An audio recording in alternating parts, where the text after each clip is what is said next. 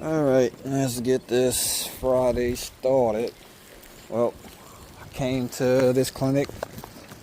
I was gonna do some paperwork, do my couple of things, because I didn't really plan on staying all day today, because I only had a couple of hours for this week before I'm at my targeted 80 without overtime. But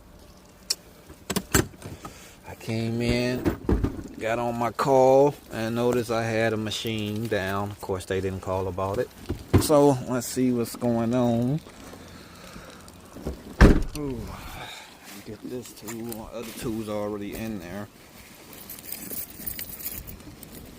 So I'm gonna need this one. Alright, let's see. Dun, dun, dun. Come on in here. Alright. In my room. Let's see. Alright, so let's see. They pulled this machine. And I have Nikkiso machines. Let's see. They pulled today. It say attention transducer keep failing. Alright. I see they pulled this machine and they didn't take the other machine back on the floor, so now I'm crowded in here. Alright, let's see. I'll turn it on. It's probably not going to be a huge problem for something like that. It's probably going to, as long as my blood pump rotor is working, it's probably just going to be some type of occlusive thing. See, this alarm right here, that happens during the BM test. Usually what happens during that time is that your clamp right here,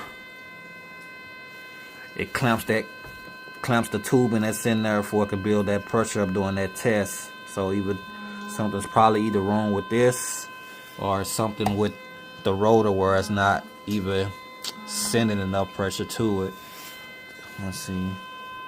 When I hold the button, let's see if the clamp even work. Yeah, so the clamp push out. Got good distance to come up as far as it needs to. You probably can't see me testing it because I'm using my other hand. But let me get this out of here.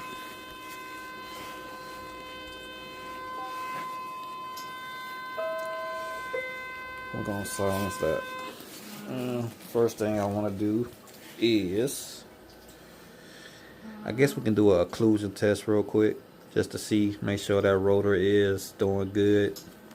I probably could just look at the rotor, to be honest, to see if it's bad or something wrong, something going on funky with it before I even do that.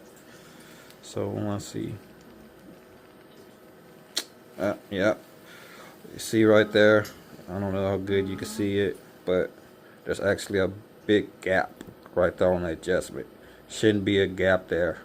So that lets me know that my rotor on that side, for the other side that it adjusts, it's all the way in. It's in farther than what it needs to be. So you see that big gap right there. If you look at the other side, there's no gap. So I need to adjust that side before it can probably run. This can have the right occlusion first of all. So let's do that.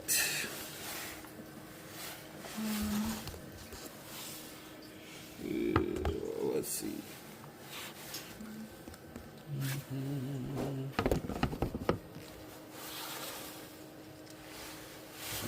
So the first thing I'm gonna do is,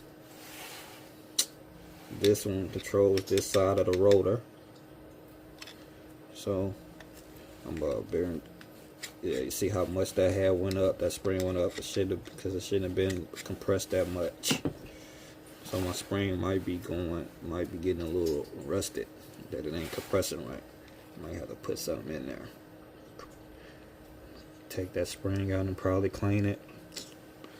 And that's probably what I'm gonna do. I'm gonna probably take this spring out to clean it, to make sure it's not corroded or anything in there.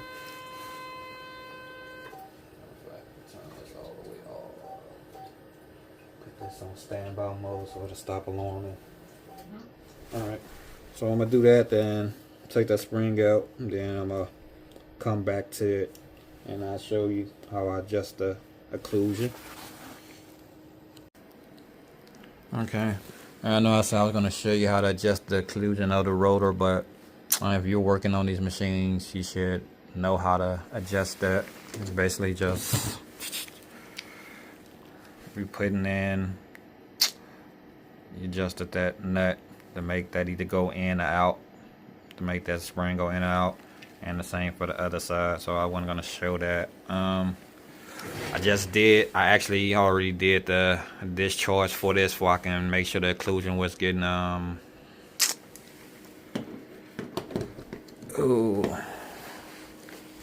right volume and everything for my blood pump revolutions anyway. The discharge, so that process I didn't go through showing that, but it went good for its 200 like it's supposed to, which you had a little limit of what it could be, minimum and maximum, and it was good. But then it was right at 200 after making the adjustment. So so next I'm going to, and after you make the adjustment to the rotor, like I said, most people, if you're already working on the machines, you know, you just putting this in there with this tool to make sure to fit in there. You want it to be a little snug, you don't want it to be real loose, and you don't want it to be that it can't go in there, because if it can't go in there, that means it's too tight, so you have to adjust that. And if you put it in there and it's all loose and stuff, that when you try to slide it in there, then you know the adjustment's off. So you got to make that adjustment with this little tool. You got the big end, you use the big end to put it in there. As you can see, one end is a little fatter. So that's how you check that before you even run this test. So I did all that. The test is good. So next, what I'm going to do is let it go into dialysis mode and run through all of its tests. It's going to go through DM tests, which that test takes the longest. Probably going to take about 15-20 minutes for that test, so I'm not going to show that. But when it gets to the section where it's going to test BM and it's going to test that part that was failing, I'll bring you back for you can see that it should be passing. All right, see you in a little bit. Okay, back again. So like I said, we was going to run it through tests. It passed all of the DM tests. You see, I got all of my lines and stuff hooked up. Got my dialyzers, all of my lines, connectors hooked up. We're ready to go into the next section. Now, normally, if I was just fix the machine and I needed to run it through tests to pass DM and BM tests, I wouldn't have to hook up lines, all of the lines like a real treatment. We have a method that you can use to bypass all of that, the lines, that you can bypass the lines in order to do the BM testing, because you don't need anything when you're just doing DM testing except for your bicarbonate acid.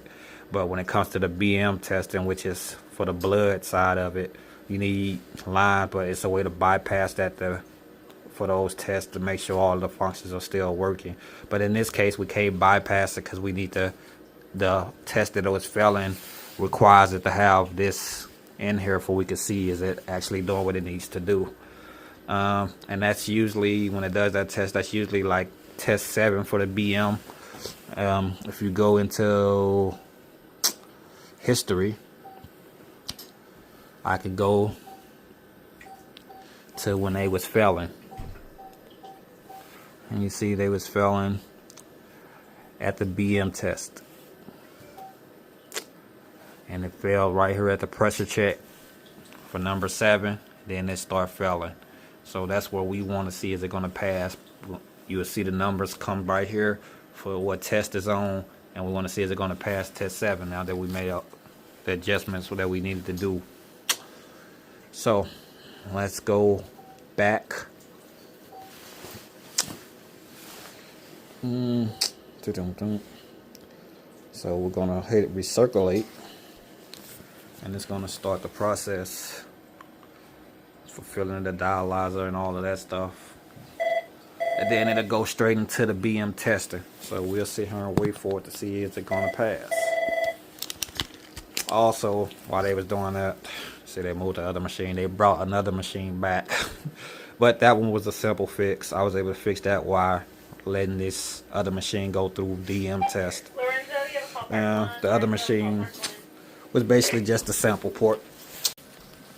So this sample port was the problem with the other machine. They just pulled that they get a sample from so they can test the pH. They just broke a syringe off in there. So just had to replace this port, which is basically just taking the tubing out, putting another port. 3-minute fix, so wasn't a big problem issue. But like I said, since we're waiting on this one, we'll sit here and wait for this. It should, in a couple of minutes, it'll start the BM testing. So we'll just sit here and wait on this one. Hold on.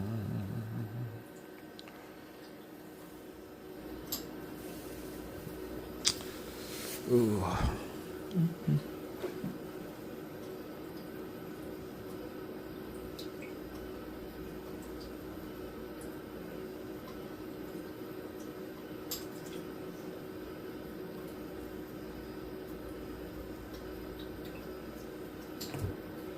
Alright, BM test. I went to the BM test, so you see on the right bottom, it's letting you know what test is on 3. We worried about test 7. Pressure check boost. See, it passed. I went to the next steps. So it was just that rotor adjustment that needed to be done. It wasn't allowing the occlusion to be right on that rotor, so it wasn't building enough pressure. And as you can see, everything passed. And this is as far as I need to go on this repair for testing. I passed all of the tests. I don't need to go into connecting a patient. Usually after this, they will hit the connect button next to start connecting a patient and run a treatment. So we don't need to run a treatment to find anything else. Our failure is at that test. So everything is good for this machine. We'll do a disinfect on it and put it back into service. All right. Good day.